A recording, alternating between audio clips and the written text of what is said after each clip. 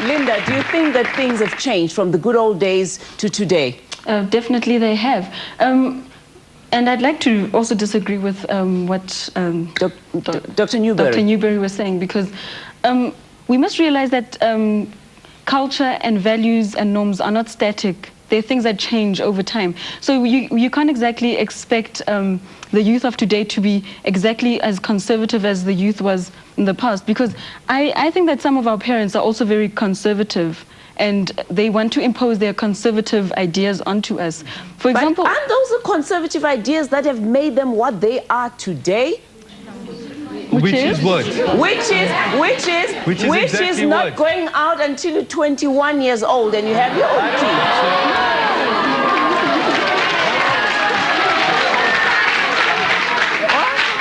Felicia, wait, let's hear Sister Linda.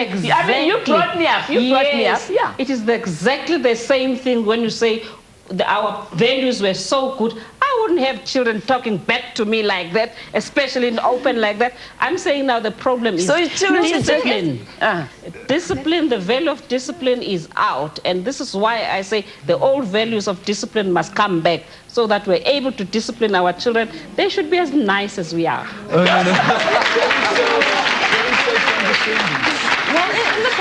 in the past, youth and children were not allowed to really question authority and their parents. Kids had to be seen and not heard. Yes, and now it's the other way around.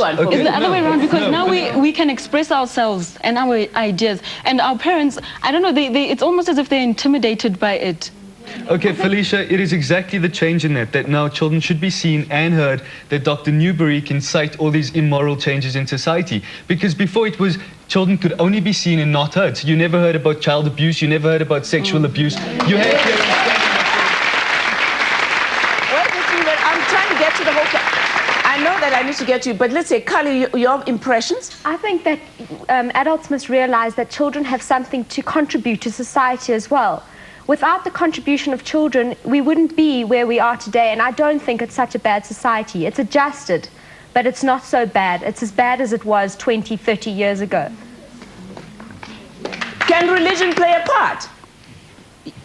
Are you Reverend asking me? Yeah. Yes, it can, but let me first of all say that Nazim did say that old people don't understand, so I can't respond to him because I'm not old.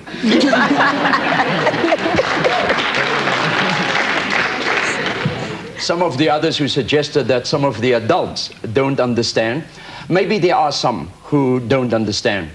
I believe that change is not of necessity wrong and or bad. And there are some things that obviously had to change. If you take our history where we come from, and especially the masses of our young people where they have come from in this country, then some things had to change. Some of the things that they had to do and stand up for, they had to, in some cases, they even had to be rebellious with regards to certain laws and things that they are. In some cases, even to their parents. But I do not believe that everything that is changing should necessarily be for what is wrong. I believe that when you change for something that is good. And if you change, you bring along with you the things that has been proven to be good and good values. You sort it out, you see which is good, take it along with you. And if there's any good in today, you take that along with you and you make the best out of that.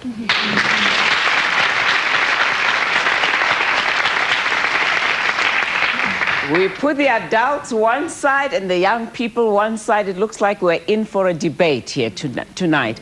According to the Human Science Research Council, 62% of the South African population is under the age of 30 and 45% is under the age of 17 rather. Youth are the majority. Have values changed? Let's hear some more from the young people. Yes, you. I think it's wrong for parents to isolate children and say, you're wrong, society's corrupt. I think parents are failing. Children come from somewhere. If they have a lack in values, it's because their parents didn't teach them. So the core is not the children, it's the parents. So you shouldn't you should stop blaming children and look as to how you are raising the children, how you are raising such a corrupt society.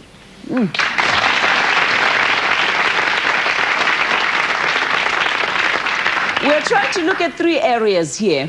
We're looking at race relations. We're going to be looking at race relations, the role of the media, and self-esteem of our young people.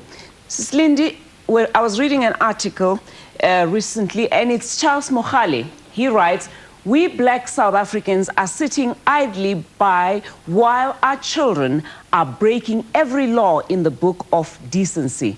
We are taking the easy cop out of blaming apartheid for it." True or false? I think this is very, very true. To blame, like the young person said, the blame is back on us parents. But now the problem is the situation where we are at. Our children are so far advanced from us in our culture, for instance.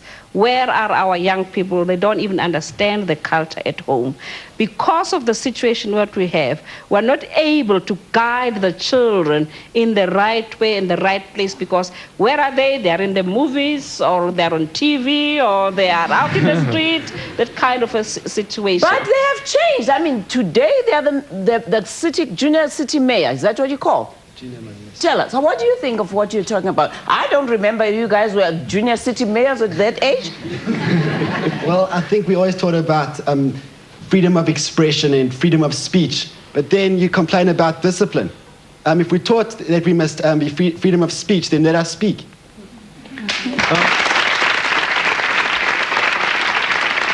Any adult wants to talk here? Let's hear from the adults. Okay. Have we failed our children? I think I would agree with the young lady here. We need to really understand what values are when we're talking about values. Values are changeless. They are principles in life. It's something that does not change.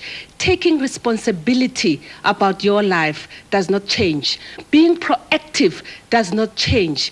Being responsible for the results and the consequences of your behavior does not change. Whether it was in 1976 or it was in 1996, basic values do not change.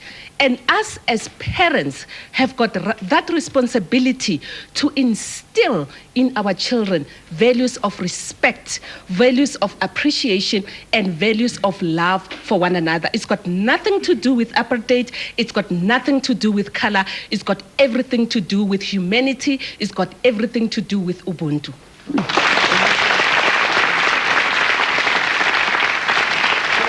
I was expecting her to come with a belt too at that point. Felicia. But anyway, after the break, we'll continue further. Race relations and continue to talk. Are parents old-fashioned? Reach out and touch somebody. The new South Africa and changes in society are providing our young people with new opportunities to redefine their values, especially in the area of race relations.